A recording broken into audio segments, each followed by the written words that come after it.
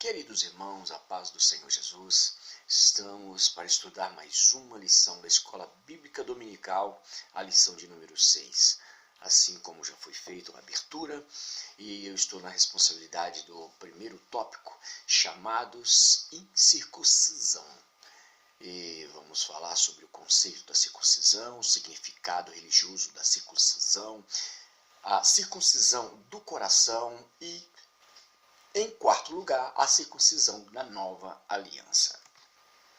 Mas antes de nós falarmos sobre esse assunto, eu quero dar uma passada rapidinha na nossa leitura em classe, quando ela fala assim, eu quero iniciar falando sobre ela. Antes do comentário da nossa lição, nós vamos falar sobre o capítulo 1 de Efésios para fazer uma base, para dar um alicerce do nosso assunto. As bênçãos de Deus em Jesus Cristo. Jesus Cristo, autor da nossa redenção. Redenção quer dizer resgate da nossa libertação, dos nossos pecados, né? Através do sacrifício de Jesus na cruz do Calvário. E Jesus, o cabeça da igreja. Mas em Efésios capítulo 2, do versículo 1 até o versículo 10, Paulo fala e reafirma que a salvação é pela graça, estando nós todos mortos em ofensas e em pecados, por amor, Deus nos vivificou, Deus nos tornou a vida, nos ressuscitou juntamente com Cristo. Somos salvos pela graça mediante a fé, não pelas obras. Assim, Paulo inicia o verso 11, no capítulo 2 de Efésios. Lembrem que outrora foste gentios. Por quê? Não era da tribo de Israel, não eram judeus, eram chamados incircuncisos. Por quê? Não passaram pelo ato de cortar a membrana externa do órgão genital. Esta era uma marca que todo homem recebia logo depois que nascia, no 8º dia, como sinal da sua aliança com Deus. Mas outros que não tinham feito essa aliança, essa marca, deveria, quando adulto, já fazer.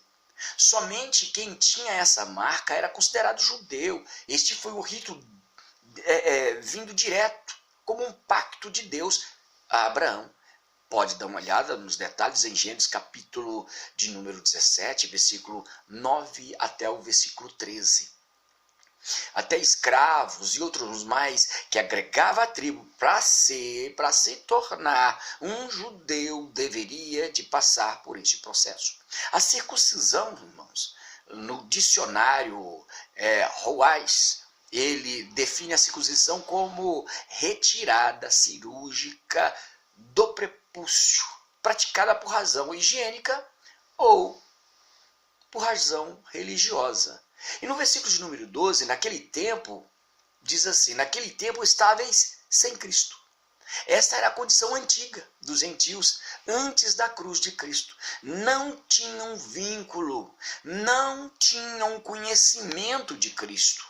Agora, no Romanos, no capítulo 4, versículo de 1 a 4, está dizendo que Abraão foi justificado pela fé, porque creu em Deus. Naquele Deus que justifica o ímpio. Isto foi imputado, entrou na linha da conta para a justificação de Abraão. Veio como justiça com base, onde? Com base na fé em Jesus e na sua obra redentora. A partir do versículo 8, versículo 9, fala sobre a bem-aventurança da pessoa quando os seus pecados não são imputados sobre ele, mesmo sendo circuncidado ou não circuncidado.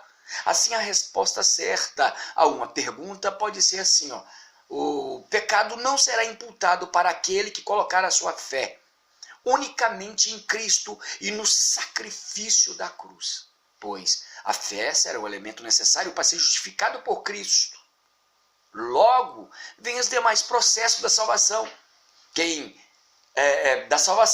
além da justificação é a regeneração e logo depois é a glorificação.